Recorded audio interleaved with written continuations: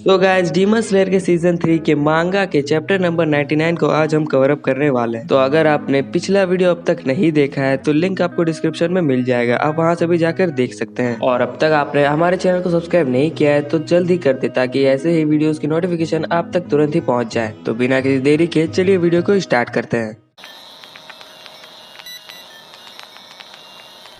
तो गाइस पिछले चैप्टर में हमने देखा था कि कैसे अकाजा ने डोमा के आधे सिर को ही काट दिया था और उसके बाद अकाजा अपने हाथ को देखता है तो उसके हाथ भी कट चुकी होती है। ये काम किया था अपर मून 1 ने। अकाजा कुछ समझ नहीं पाता है कि अपर मून 1 ने ऐसा क्यों किया। फिर अपर मून 1 कहता है अकाजा तुम बहुत आगे बढ़ चुके हो। फिर डोमा अपर मून 1 से कहता है कोई बात नहीं है कुकुशिबो, उसने जो कुछ भी किया मुझे उससे कोई फर्क नहीं पड़ता। फिर अपर मून 1 उसका रिप्लाई देते हुए कहता है मैं ये तुम्हारे लिए नहीं कह रहा हूँ, तुम शायद इसे मजाक ले रहे हो, पर ये हमारे डीमंस के लिए काफी बुरी चीज है क्योंकि ये हमारे एकता को तोड़ रही है। अगर सच में तुम्हें उससे प्रॉब्लम है तो तुम ब्लड बैटल के लिए अप्लाई करो और फिर उसकी जगह ले लो। फिर पीछे से डोमा कहता है पर कुकुशिबो अगर उसने ब्लड बैटल के लिए अप्लाई भी किया तब भी ये हमसे ज्यादा ताकतवर नहीं हो पाएगा। भले ही अकाजा मुझसे पहले डीमन बना हो पर उससे पहले मैंने सफलता को हासिल किया, तो शायद इस वजह से अकाजा मुझसे थोड़ा नाराज है। और मैंने अकाजा के हमले को भी भाप लिया था पर मैं अकाजा के साथ खेलना चाहता था जिस वजह से मैंने उसके हमले को एक्सेप्ट कर लिया। फिर कुकुशिबो अकाजा से कहता है ये मेरे साथ रहने का मेरा तरीका है। अकाजा कभी भी ताकतवर लोग किसी भी कमजोर पर हमला नहीं करते। तुम समझे मैं क्या कहना चाहता हूँ। और यही गाइस हमें कुकुशिबो के फेस को भी दिखाया जाता है जिसके फेस में तांजीरो के जैसा ही मार्क है। अकाजा कुकुशिबो के बात का रिप्लाई देते हुए कहता है हाँ मैं समझ गया, मैं तुम्हें इस बात पे पक्का मार दूंगा। तो गाइस यहाँ आप थोड़े से कंफ्यूज तो जरूर हुए होंगे क्योंकि यहाँ कुकुशिबो ने तो सिंपली अकाजा से बात की पर अकाजा ने उससे गुस्सा होकर रिप्लाई दिया। तो ऐसा इसलिए क्योंकि यहाँ कुकुशिबो ने अकाजा को ताकतवर नहीं कहा बल्कि उसने डोमा को ताकतवर कहा था क्योंकि डोमा ही उससे ज्यादा ताकतवर है और ताकतवर लोग कभी भी कमजोरों पे हमला नहीं करते। तो खैर अकाजा के ऐसे जवाब पर कुकुशिबो उससे कहता है जरूर कोशिश करना और तुरंत ही वहाँ से निकल जाता है। पीछे से अकाजा और डोमा उसे बधाई देते हैं। अब वो किस बात की बधाई देते हैं ये हमें आने वाले चैप्टर्स में पता चल जाएगा।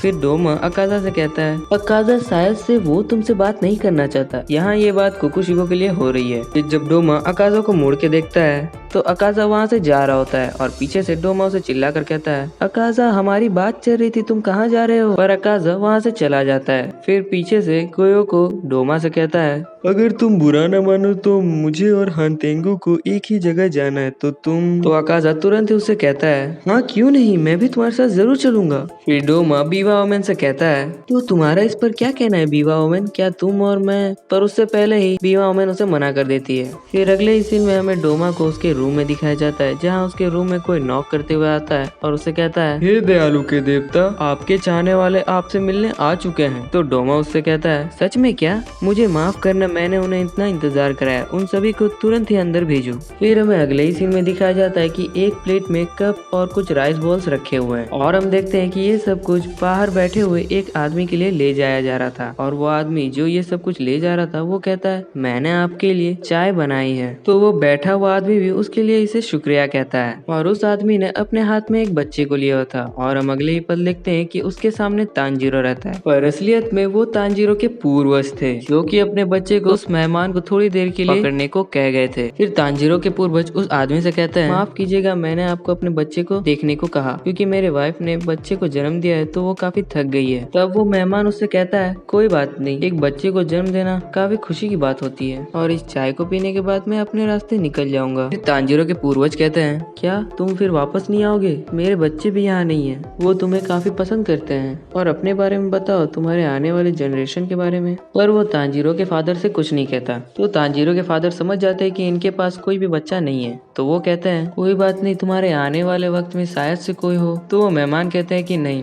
मुझे अब किसी की जरूरत नहीं है। फिर हम अगले ही पल देखते हैं कि ये और कोई नहीं बल्कि सीजन 1 में जिसे हमें दिखाया गया था कि मुजान जिससे डरता है ये वही इंसान है और जिसके सर में तांजीरो के जैसा ही मार्क है। फिर वो आदमी तांजीरो के पूर्वज से कहता है सुनो सुमियोशी, तुम्हें लगता है कि मैं एक बेहतर इंसान हूँ पर मैं बता दूं कि मैंने उस एक चीज को भी जो मुझे सबसे प्यारी थी उसे भी बचा नहीं सका और ना ही वो सारी चीजों को मैं हासिल कर पाया जो मैंने जिंदगी में सोचा था। मैं एक बेकार इंसान हूँ। फिर सुमियोशी कहते हैं कि नहीं ऐसा मत कहिए, आप अपने आप को ऐसा मत सोचिए। और फिर हमें पता चलता है कि ये सब तांजीरो का सपना था और फिर तांजीरो भी अपने आंखें खोलता है और कहता है कि मैं कहाँ हूँ। फिर हम कनाओ को देखते हैं जो कि तांजीरो को देखकर रो रही होती है और तांजीरो से कहती है तुम उस लड़ाई के बाद काफी घायल हो गए थे, जिसके बाद तुम आज 2 महीने बाद जागे हो। फिर तांजीरो भी कहता है ऐसी बात है, और फिर कनाओ कहती है मैं बहुत खुश हूँ कि तुम जाग गए। और यहाँ हो जाती है चैप्टर 99 की एंडिंग। सो आई होप आपको ये वीडियो पसंद आया, और पसंद आया तो प्लीज चैनल को लाइक और सब्सक्राइब कर दीजिएगा, और मैं मिलूंगा आपसे अगले चैप्टर में। तो थैंक यू फॉर वॉचिंग।